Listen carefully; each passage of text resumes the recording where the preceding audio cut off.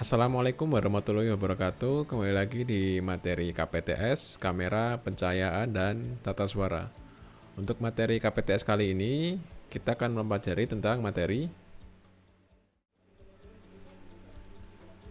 memahami dasar-dasar produksi multikamera. Jadi untuk materi kali ini, materi kamera, pencahayaan, dan tata suara masih ditujukan untuk kelas 11. Kita mulai materi tentang memahami dasar-dasar produksi multikamera. Produksi multikamera adalah suatu produksi video dengan menggunakan lebih dari satu kamera yang digunakan secara serentak atau bersamaan dan semuanya terhubung dalam satu sistem atau pusat kontrol yang sama. Produksi multikamera memberikan tampilan yang lebih menarik karena menawarkan sudut pandang kamera yang bervariasi. Jadi, proses produksi multikamera itu ciri khasnya menggunakan lebih dari satu. Bisa 2 kamera, bisa 3 kamera, 4 kamera, bahkan mungkin bisa lebih dari 5 kamera. Kemudian, sistem semua kamera yang kita gunakan harus terintegrasi dalam satu ruang kendali yang sama. Jadi, misal kita menggunakan 5 kamera, 5 kamera itu bisa dikontrol dalam satu pusat kontrol yang sama. Itu proses produksi multikamera.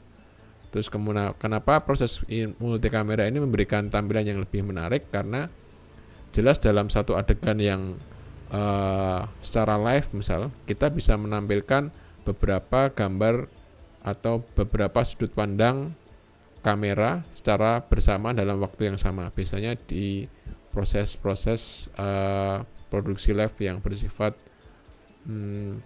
sangat susah, misal biasanya produksi multikamera ini digunakan ketika adegannya tidak mungkin dilakukan atau diulangi, misal adegan action atau mungkin adegan meledakkan gedung. Nah, itu biasanya kita menggunakan multikamera karena tidak mungkin diulang. Dalam produksi multikamera, perbedaan tidak hanya terletak pada jumlah kamera saja, melainkan juga peralatan-peralatan pendukung untuk proses produksinya. Antara lain ada seperti switchers, CCU, VTR, waveform, CG, monitor, tollback, teleprompter, mixer audio, dan sebagainya. Nah, kita akan belajar dasar multikamera, kita akan tahu dulu apa fungsi alat-alat yang nanti kita pelajari. Yang pertama ada switcher. Switcher ini sebutan lain dari mixer video. Mixer ada 2 ya, mixer untuk video dan ada mixer untuk audio. Tapi untuk mixer untuk video sering dinamakan dengan switcher. Switcher merupakan alat yang berfungsi memindahkan atau menggantikan pemilihan gambar dari berbagai macam stock shot ataupun input di kamera. Jadi contohnya seperti ini sudah digital ya. Jadi ini untuk memilih gambar dari beberapa kamera yang terintegrasi di satu alat ini. Misal ada 5 kamera, 5 kamera itu yang mana akan ditampilkan gambarnya kita lakukan di switcher ini.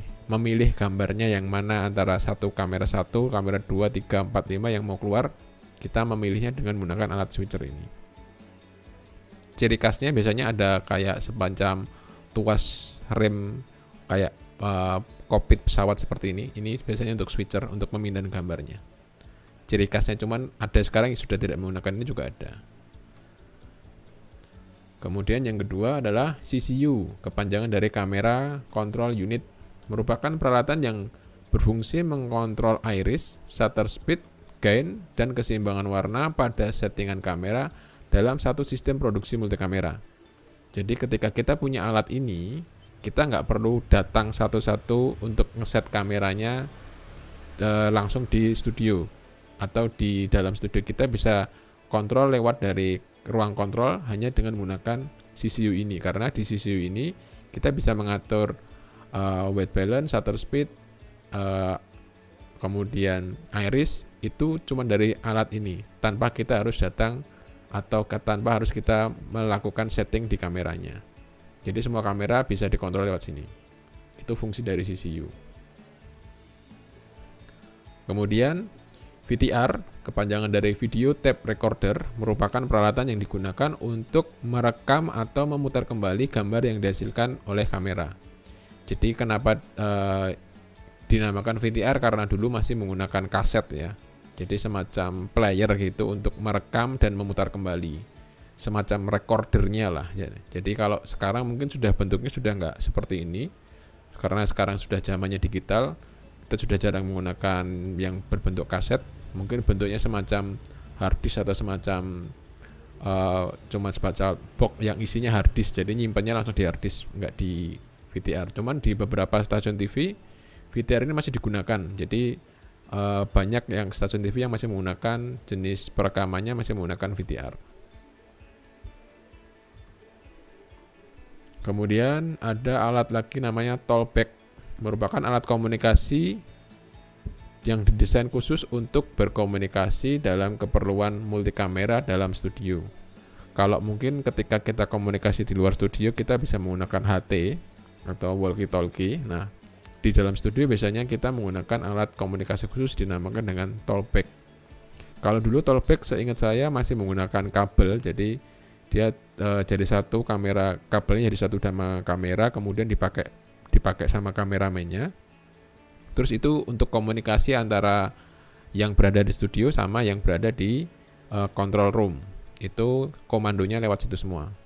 Cuman sekarang untuk talkback-nya sudah ada yang wireless juga. Jadi kita cukup menggunakan headphone sama menggunakan transmitter. Jadi nanti ya tanpa menggunakan kabel kita bisa berkomunikasi. Nah, komunikasinya beda dengan HT ya. Kalau HT kan kita harus pencet tombolnya dulu terus baru kita ngomong.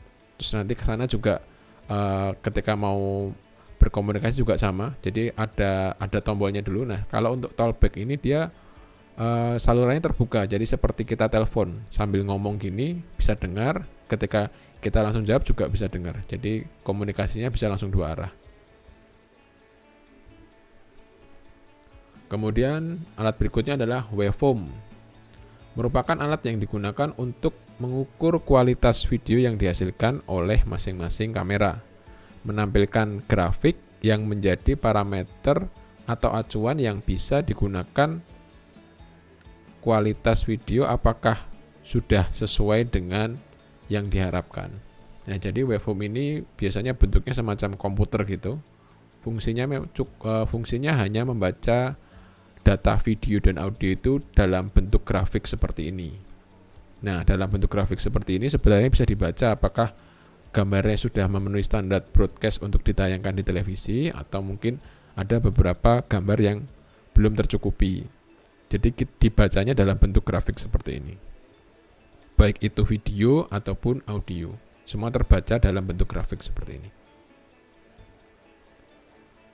Kemudian alat berikutnya adalah monitor. Berfungsi untuk melihat tampilan visual yang dihasilkan dari kamera. Banyaknya monitor yang digunakan tergantung dari beberapa kamera yang digunakan. Nah, ini masing-masing kamera biasanya disediakan satu monitor di control unit. Jadi di control unit itu kalau kalian pernah lihat di studio TV itu kan mesti monitornya banyak. Nah, biasanya satu kamera pasti minimal diwakilkan satu monitor. Jadi kita bisa melihat beberapa monitor atau beberapa kamera dalam satu waktu yang sama, tinggal kita milih. Atau mungkin kalau contoh di sini, contoh yang baru ini, sekarang sudah banyak yang model portable ya, dan bahkan yang model portable masih bisa dipecah lagi jadi 4 seperti ini. Jadi satu monitor bisa digunakan untuk satu video atau bisa dimasukkan 4 video secara sekaligus. Jadi bisa dibikin split view segini juga bisa. Oke, alat berikutnya adalah CGI atau Chargen, kepanjangan dari karakter generator. Digunakan untuk membuat serta menampilkan title, subtitle, serta grafik yang dibutuhkan dalam tayangan produksi secara acara televisi. Nah, bentuknya biasanya semacam semacam komputer khusus gitu, khusus untuk grafis istilahnya, Chargen ini. Biasanya digunakan untuk menampilkan bumper, khusus untuk menampilkan layout, menampilkan lower third berupa teksnya atau subtitlenya. Biasanya yang paling sering saya lihat itu waktu proses acara live quiz. Nah, misal ada acara live quiz, ada penelpon, ketika penelpon memberikan informasi dari siapa dengan di mana, misal dari dari Pak Joni di Tangerang.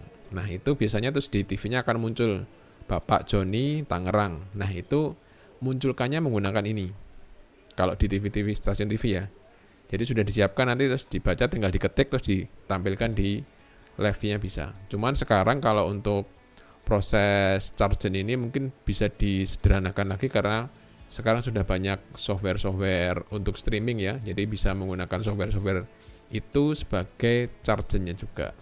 Contohnya juga ini juga live ini atau proses pembuatan video ini juga menggunakan satu software untuk streaming. Jadi grafis-grafis yang kalian lihat di sini juga bisa saya tampilkan secara langsung. Sama fungsinya seperti karakter generator ini. Kemudian teleprompter merupakan satu set alat yang ditempelkan pada lensa kamera berfungsi untuk membantu pembawa acara dalam membacakan berita. Nah, ketika kamu pernah melihat beberapa presenter TV, dia ngomong depan kamera lancar sekali tanpa ada yang terpatah-patah, sebenarnya mereka itu juga mungkin membaca. Walaupun mungkin ada yang tidak membaca ya, cuma ada beberapa yang membaca. Nah, mereka membaca lewat mana? Lewat teleprompter seperti ini. Jadi teleprompter seperti ini mengeluarkan teks yang bisa dibaca. Di belakangnya ini ada lensa kamera. Jadi seakan-akan kita tidak membaca, padahal yang kita baca itu belakangnya lensa kamera. Nah, itu fungsinya untuk pembacaan berita paling umum. Kemudian lanjut ke tugas. Untuk tugas kali ini, untuk beberapa alat pendukung multikamera, sistem tersebut sangat banyak sekali variannya. Jadi yang saya jelaskan tadi cuma beberapa contoh ya, mulai dari jenis, tipe, ataupun mereknya. Nah, tugasnya kalian cari contoh lain dari masing-masing alat yang sudah saya jelaskan tadi. Tiap jenis alatnya masing-masing satu contoh model yang lain, jadi jangan sama ya. Kalian bisa cari browsing di internet kira-kira untuk mix switcher itu seperti apa, mereknya apa. Untuk contohnya jangan sama seperti yang sudah saya tampilkan, karena banyak sekali jenisnya. Dan kadang-kadang juga bentuknya juga ada yang sedikit aneh. Nah, silakan kalian cari di beberapa sumber untuk tugasnya. Kemudian buat kolase foto menjadi satu file, beri keterangan nama, beri keterangan nama, nomor kelas. Jangan lupa beri identitasnya. Jadi beri keterangannya, ini alat apa, ini alat apa, ini alat apa, alat apa. Jadi cuman memberikan contoh foto aja. Cuman jangan sama dengan yang sudah saya buat sebagai contoh. Oke, tugasnya sudah saya sampaikan. Nanti kalau ada pertanyaan bisa kita bahas di grup. Silakan. Oke, untuk materi kali ini cukup. Sampai ketemu di materi berikutnya. Assalamualaikum warahmatullahi wabarakatuh. Sehat selalu.